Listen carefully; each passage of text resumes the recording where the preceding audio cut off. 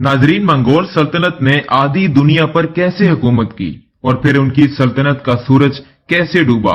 आज इस सवाल का जवाब जानने से पहले हम आपको मंगोल सल्तनत का मुख्तसर तारुफ बयान करते हैं। एक शरीफ और पुरसकून खानदान में पैदा होने वाला चंगेज खान देखते ही देखते दुनिया पर छा गया और 1206 में तारीख की सबसे बड़ी सल्तनत की बुनियाद रख डाली। चंगेज खान ने मंगोलिया के मुख्तलिफ कबाइल को यकजा किया और एशियाई वुस्ता के साथ साथ चाइना के बहुत सारे इलाके अपने कब्जे में ले लिए। चंगेज खान के बाद इसके आने वाले जानशीनों ने मंगोल सल्तनत को और ज्यादा वसअत दी और देखते ही देखते मंगोल सल्तनत 1,20,00,000 मुरब्बा मील तक फैल गई। इस सल्तनत की वसअत के दौरान हजारों नहीं बल्कि लाखों लोग लुक्मा अजल बन गए, हजारों लोग माजूर हो गए और लाखों ही की तादाद में खानदान बेघर हो गए। इंसानों के सर उतार दिए जाते थे और चलते चलते शहरों के शहर जला दिए जाते थे। 1227 में चंगेज खान जब चाइना के बादशाह जी के साथ जंग के लिए मुहिम पर निकला हुआ था, इसी दौरान उसकी मौत वाक़ई हो गई। लेकिन हैरान कुन बात यह है कि 8 सदियां गुजरने के बावजूद आज तक किसी को चंगेज खान की आखिरी आरामगाह का नहीं पता। नाजरीन, तो अब हम आपको बताते हैं कि मंगोल सल्तनत किन वजूहात की बिना पर आधी दुनिया पर हुकूमत कायम करने में कामयाब हुई। चंगेज खान ने अहम सियासी और फौजी ओहदों पर रिश्तेदारों और अजीजों अकारिब को लगाने की बजाय मेरिट का इंतखाब किया और अपनी सल्तनत में से चुन चुनकर काबिल लोगों को अहम ओहदों पर फाइज किया। दूसरे कबाइल में से जो लोग इसकी मुखालिफत करते थे उन्हें वो चुन चुनकर कत्ल कर देता था। जो बाकी बच जाते थे उन्हें अपनी सफों में शामिल कर लेता था। इसने अपने सिपाहियों को बगैर किसी रंगो नस्ल और तासुब के छोटे छोटे ग्रुप्स में तकसीम किया हुआ था।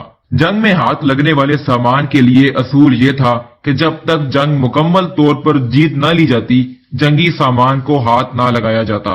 बज़ाहिर तो वो रूह परस्त था, लेकिन उसकी फौजों में मुसलमान, ईसाई और बुद्ध भी शामिल थे। उसने अपने तमाम मुखालिफिन को शिकस्त दी और मुख्तलिफ कबाइल के सरदारों को बुलाकर एक बैठक की, जिसमें सब सरदारों ने उसे बजट वक्त चंगेज खान का खिताब दिया।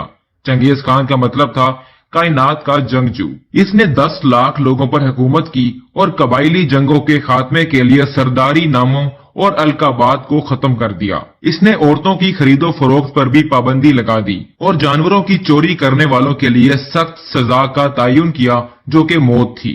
इसने पढ़ने लिखने के लिए लिखाई का निजाम मुतारिफ करवाया। अपनी हुकूमत और राया के मामलात एहसन तरीके से चलाने के लिए मुसलसल मर्दमशुमारी का इनकाद भी किया।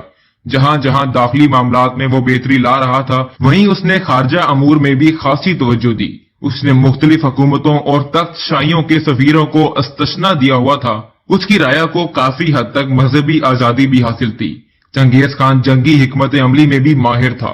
इसने चाइना की जिन सल्तनत पर हमला किया, लेकिन फौरी तौर पर कामयाब ना हो सका। इसने हिकमत अमली अपनाते हुए पूरे शहर का मुहासरा कर लिया, जो कि 3 साल तक मुसलसल जारी रहा। 3 सालों में जिन सल्तनत का राशन और दीगर जरूरी सामान मुकम्मल तौर पर खत्म हो चुका था और शहर के तमाम रास्ते चंगेज खान की फौजों के मुहासरे में थे। लिहाजा देखते ही देखते जिन सल्तनत के हजारों सिपाही अपनी मौत आप मर गए।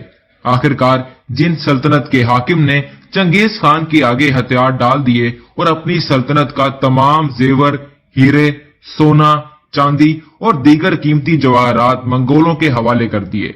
फतूहात का सिलसिला यूं ही चलता रहा, जो कि इसकी मौत के वक्त तक जारी रहा। एक दिन वो घोड़े पर सवार हुआ। घोड़ा एकदम बेकाबू हुआ।